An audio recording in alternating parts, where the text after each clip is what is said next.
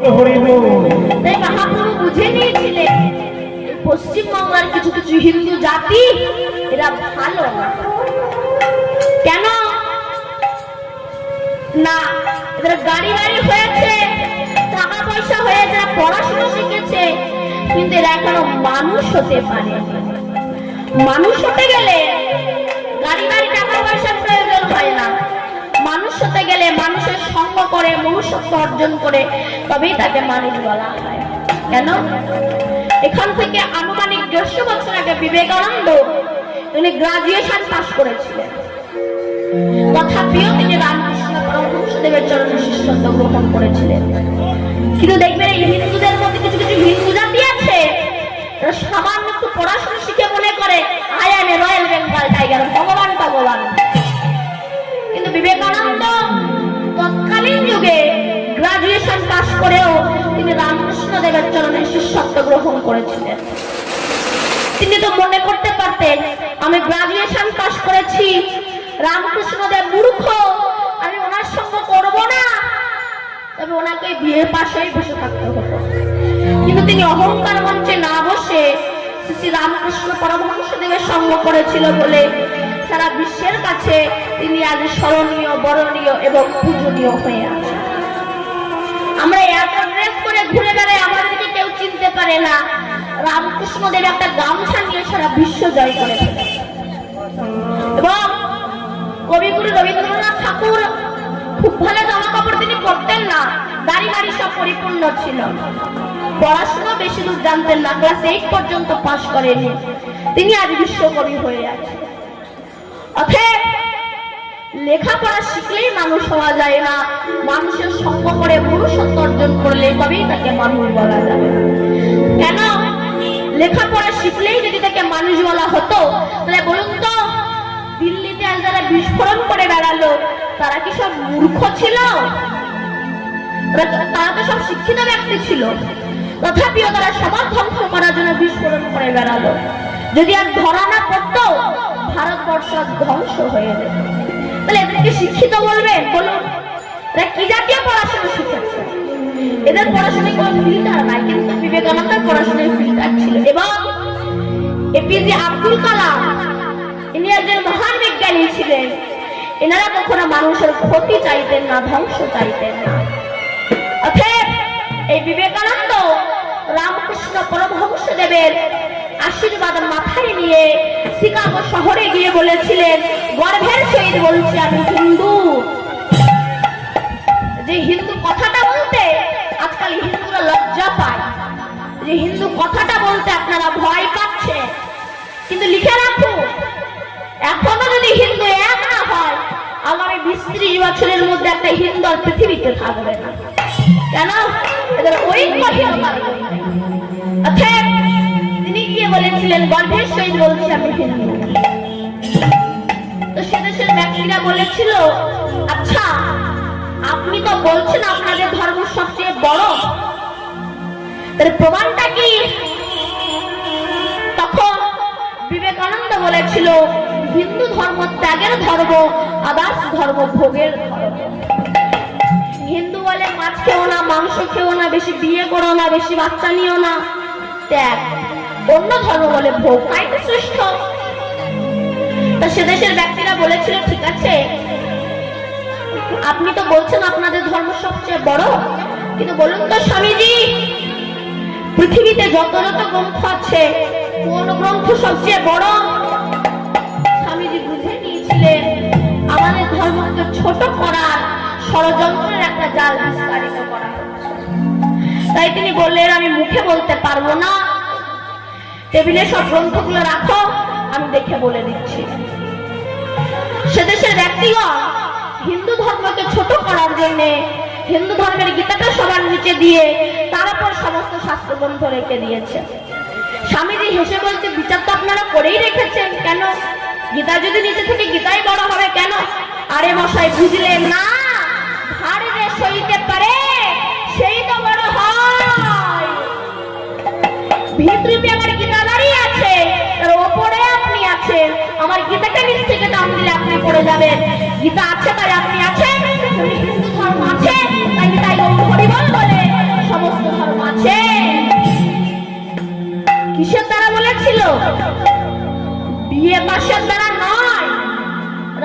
কৃষ্ণদেবের আশীর্বাদের দ্বারা শিকাগো শহরে গিয়ে তিনি বলেছিলেন গর্ভের সহিত বলছি আমি হিন্দু।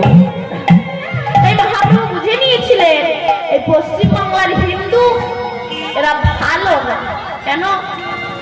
এরা যেখানে খাওয়া পায় এরা যেখানে দলে দলে এরা সেখানে যায়। কেন? দেখবেন যদি কেউ ইসকন মঠে যান, ওখানকার যে সাহেব তারা জানে এই পশ্চিমবাংলার হিন্দু এরা বড় খেতে ভালোবাসে, এদের খুব খাওয়াতে হবে।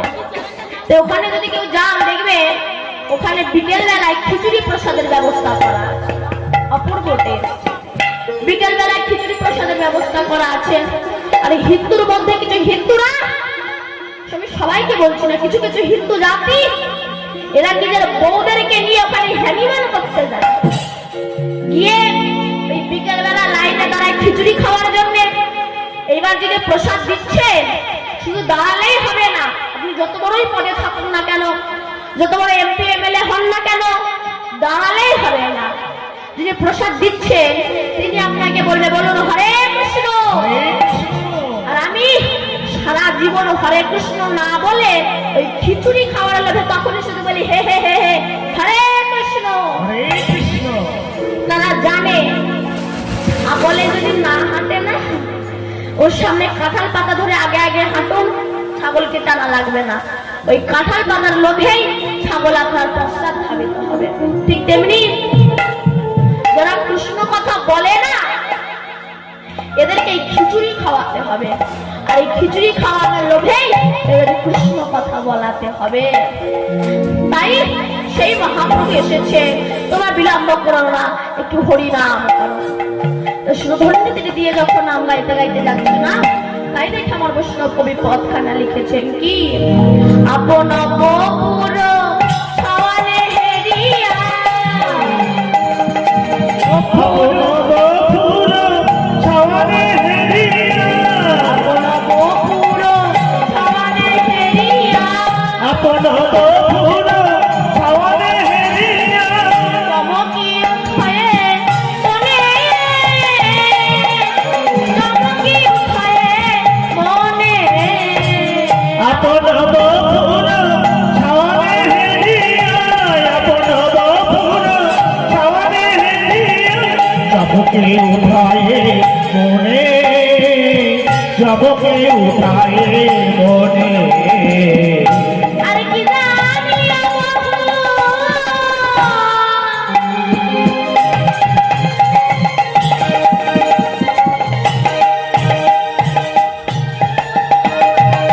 নামিল না বহু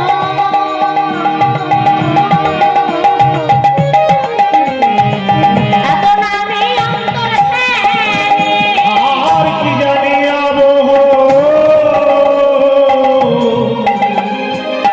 নামিল না বহু এত নামে অন্তর আরে কি জানি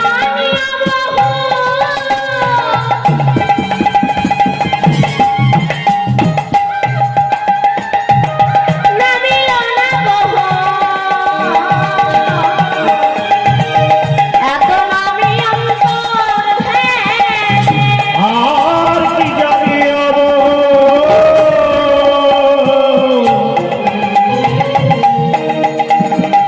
নামিল না বহু এত নামে অন্তর বলে আমি সাজাই সাজা পেলাম আমি সাজাই সাজা পেলাম আমি সাজাই সাজা পেলাম আমি সাজাই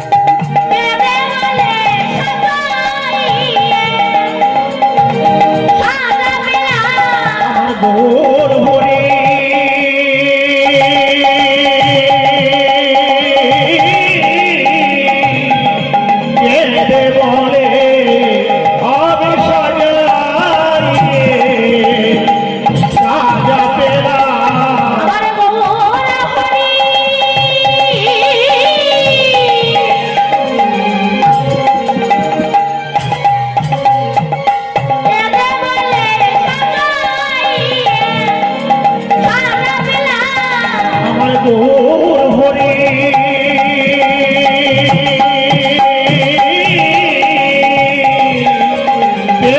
বলে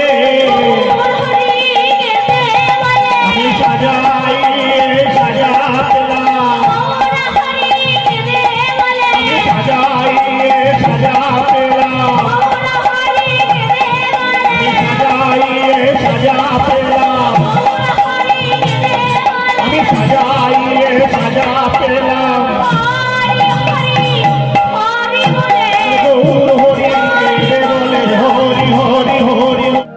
বলছে ক্ষমতাকে কেউ যদি অপব্যবহার করে মানুষ দুর্বল হয়ে পড়ে।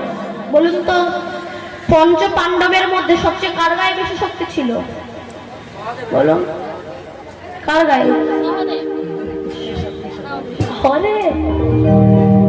ভীম। এই ভীমের গায়ে বেশি শক্তি ছিল বলে এ কাউকে পাত্তা দিত না, নিজের ইচ্ছা মতো চলাফেরা। কেন? আমার গায়ে শক্তি আছে।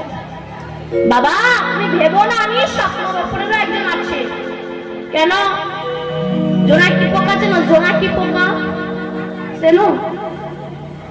ওই যার পেছনে আলো জ্বলে, ওই জোনাকি পোকা মনে মনে ভাবে আমার পেছনে আলোয় জগৎ চলে, আমি ছাড়া জগৎ চলতেই পারে না। অহংকার করে ঘুরে বেড়াচ্ছে। এমন সময় যেই না বাড়ির মালিক কেরাসিনের ল্যাম্প জ্বালিয়ে দিয়েছে, তখন জোনাকি পোকা মনে মনে ভাবছো বাবা আমি ভাবলাম আমার পেছনের আলোয় জগৎ চলে, এ দেখছি আমার উপরে একজন আছে। তখন কেরাসিনের ল্যাম্প মনে মনে ভাবছে আমার আলোয় জগৎ চলে, আমি ছাড়া জগৎ চলতেই পারে না। যেই না বাড়িতে কারেন্ট এলো, কারেন্টের লাইট জ্বালিয়ে দিল, তখন কেরাসিনের ল্যাম্প মনে মনে ভাবছে বাবা আমার উপরে মতো একজন আছে। তখন কারেন্টের আলো মনে মনে ভাবছে আমার আলোয় জগৎ চলে, আমি ছাড়া জগৎ চলতেই পারে না। যেই না আকাশে সূর্য উঠলো, তখন কারেন্টের ল্যাম্প ডুব মেরে বলছো বাবা আমার উপরের বাবু তো আছে। সূর্য তখন বলছে আমি পৃথিবীকে আলো দান করি, আমার উপরে জগতে কেউ নাই। সে মেঘ এসে সূর্যকে ঢেকে দিয়েছে। মেঘ বলে আমি সূর্যকে শাসন করি, সে বাড়ি এসে মেঘেরা উড়িয়ে দিয়েছে। তুমি জগতে ভেবো না আমি সব করি। কেন? ভগবান যদি তোমার করা বন্ধ করে দেয় তোমার জীবন প্রদীপ লিভে যাবে। অতএব এই ভীমের গায়ে বেশি শক্তি ছিল বলে নিজের ইচ্ছা মতো চলাফেরা যাচ্ছে। যেতে যেতে যেতে যেতে এদিকে বাঘ ধরে তুলে আছাড় মারে, সিংহ ধরে তুলে আছাড় মারে। কেন? গায়ে শক্তি আছে তো।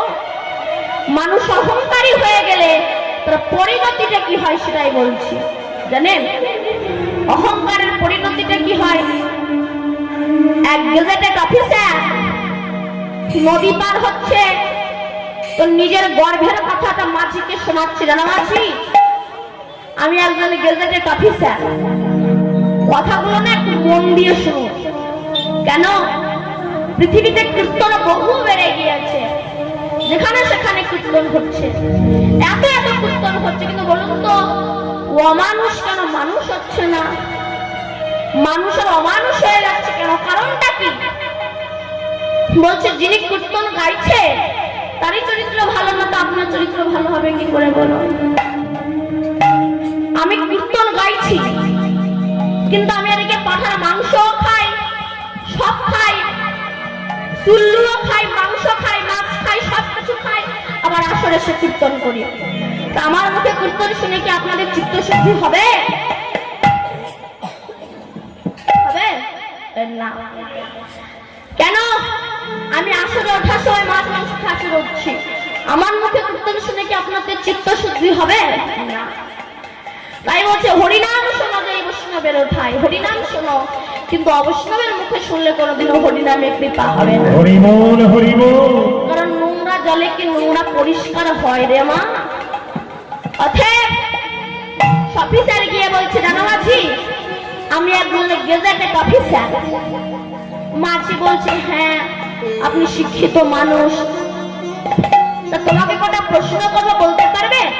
বলে বলো। আচ্ছা বলো তো দিন রাত হয় কেন? ও তখন বলছে স্যার আমি মূর্খ মাঝি বলতে পারবো না। আচ্ছা বলো তো অমাবস্যা পূর্ণিমা হয় কেন? না স্যার আমি পড়াশোনা শিখিনি, স্কুলে যাইনি, বলতে পারবো না। আচ্ছা বলো তো জোয়ার ভাটা হয় কেন? না স্যার আমি জানি না। দেখ তুমি কিচ্ছু জানো না, চালাও নৌকা। যেই না নৌকা মাঝপথে এসেছে, ভীষণ কালো বৈশাখ, নৌকা একেবারে ডুবে যায়, ডুবে যায়। অফিসার বলে মাঝি নৌকা যে ডুবে যাচ্ছে। মাঝি বলে স্যার আপনি এত কিছু শিখেছেন, সাঁতারটা শিখেছেন তো? বলে ভাই ওইটা তো শিখিনি। তাহলে ডুবে মরো। আমরা সব শিখেছি কিন্তু ভবপারাগারের সাঁতার হরি নাম আমরা শিখিনি, আমাদের তো ডুবে মরতেই